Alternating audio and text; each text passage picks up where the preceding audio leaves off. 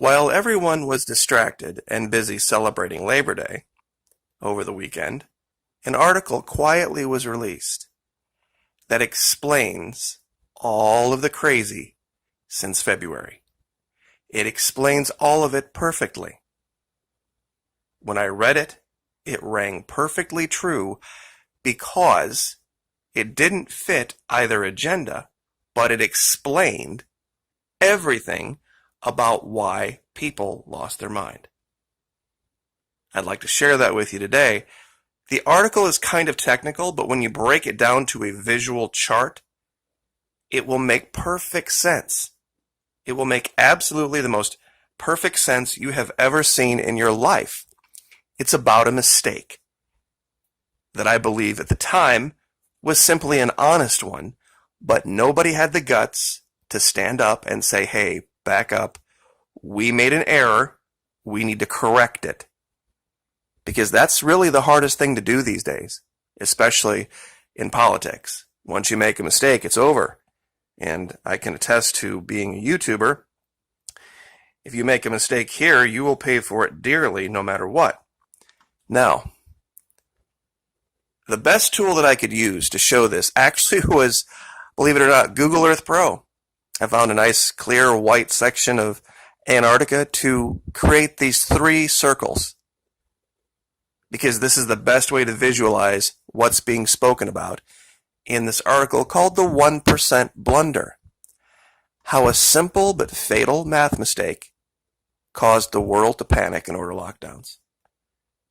You're not going to believe this when you read it, that it was this simple, but when you really let it soak for a minute, it'll ring perfectly true. I guarantee it. Let's get to it. This is written by Malcolm Kendrick, doctor and author who works as a general practitioner in the National Health Service in England. In February, the U.S. predicted the virus was going to be akin to a quote-unquote severe flu and would therefore kill around 0.1% of people. Then fatality rate predictions were somehow mixed up to make it look 10 times worse. When you strip everything else out, the reason for lockdown comes from a single figure, 1%.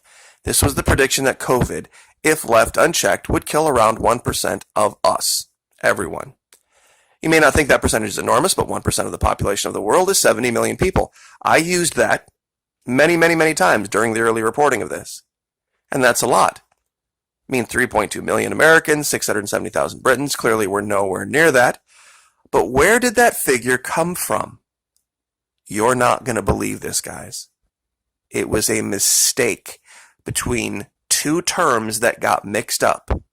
Infection and case. Now, over here to the chart. Big blue circle. Infections. What are infections?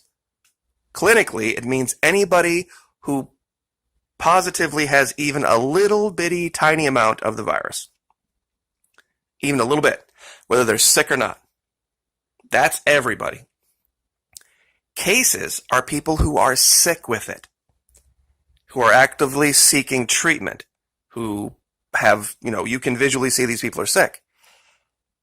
So while all cases are subsumed in the number of infections, not all infections are cases. Okay?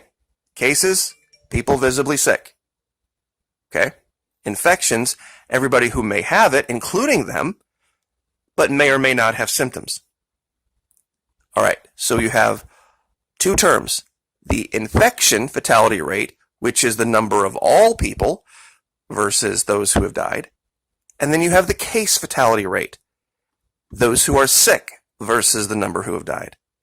Now, the rate of people who are sick versus those who have died is going to be far higher than those who are just infected. Why? Because it's a smaller number. Smaller number versus this static number makes for a higher rate. Larger number versus this same small static number, a much lower rate. This is where things got messed up. The error started here in America. On February 28th, 2020, an editorial was released by the National Institute of Allergy and Infectious Diseases and the CDC, published in the New England Journal of Medicine. The editorial stated the overall clinical consequences of COVID-19 may ultimately be more akin to those of a severe seasonal flu. Now, this is February 28. They added that influenza has a CFR of approximately 0.1%, 1 person in 1,000 who gets it badly. Okay, but that quoted CFR was 10 times too low. They meant to say the IFR was 0.1%. This was their mistake. The mistake was compounded on March 11th when the same experts testified to Congress stating that COVID's CFR was likely to be about 1%. So 1 person dying from 100, based on this idea of it being much like the flu. At this meeting, they compared the likely impact of COVID to flu, but they used the wrong CFR for influenza, the one stated in the previous New England Journal of Medicine editorial, 0.1% or 1 in 1,000, the one that was 10 times too low. So they matched up the 1% CFR of COVID with the incorrect 0.1% CFR of flu. Suddenly, COVID was going to be 10 times as deadly as the flu. If influenza killed 50, COVID was going to kill 500. If influenza killed 1 million, COVID was going to kill 10, and on and so forth. This is what happened. They started using the term case and infection interchangeably.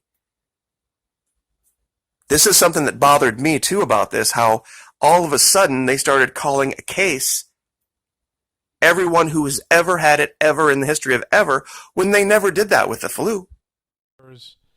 It's now looking like the lockdowns may have been a huge mistake. So I got about 15 different tabs open to go through here.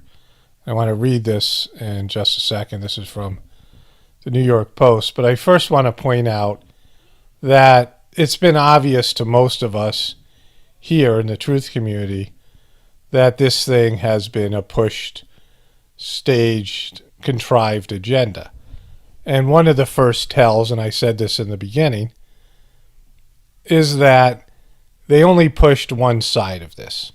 As we go through all the effects, or just some of the negative effects of the lockdown, when they decided to lock down our society, they didn't even verbalize or acknowledge that there may be lots of deaths due to financial crisis, that closing down the economy was going to force many people into unemployment, people being locked up in their houses was going to create more suicides and mental health issues, as well as financial issues, stress, all of these things.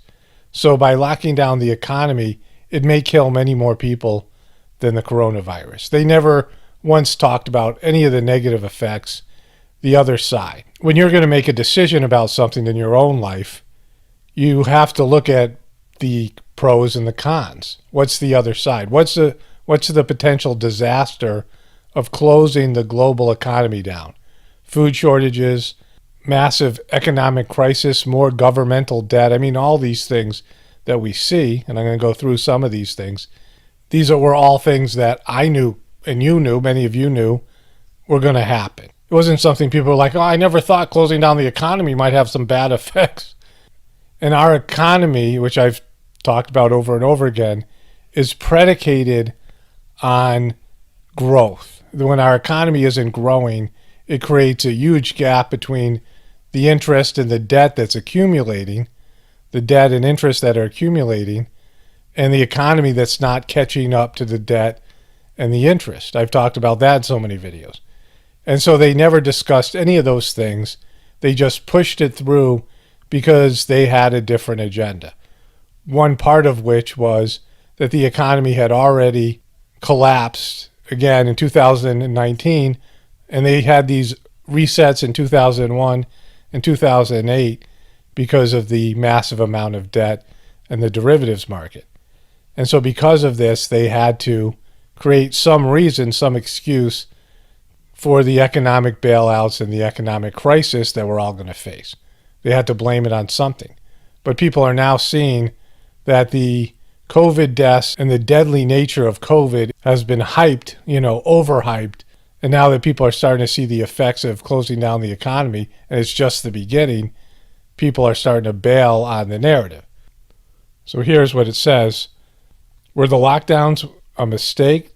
To that nagging question, the answer increasingly seems to be yes. Certainly they were a novelty. As novelist Lionel Shriver writes, we've never before responded to a contagion by closing down whole countries. As I've noted, the 1957-1958 Asian flu killed 70,000 and 116,000 Americans, between 0.04% and 0.07% of the nation's population.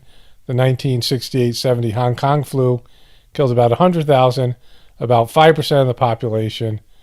And it says that right now that's where America's at, 5.5% of the population. And then the closing of schools and offices and the effects, right? It goes on from there.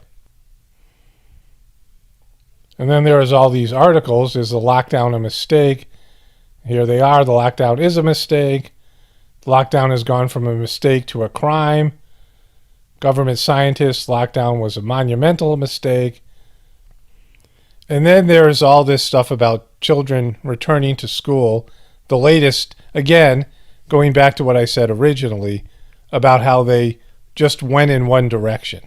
And they backed it up with faulty, misleading analysis of bad science. Here they are testing children again because kids have gone back to school, and they're finding all these kids, cases among kids and young adults spike, and there's all these articles coming out. Just the latest example of them lying to everybody.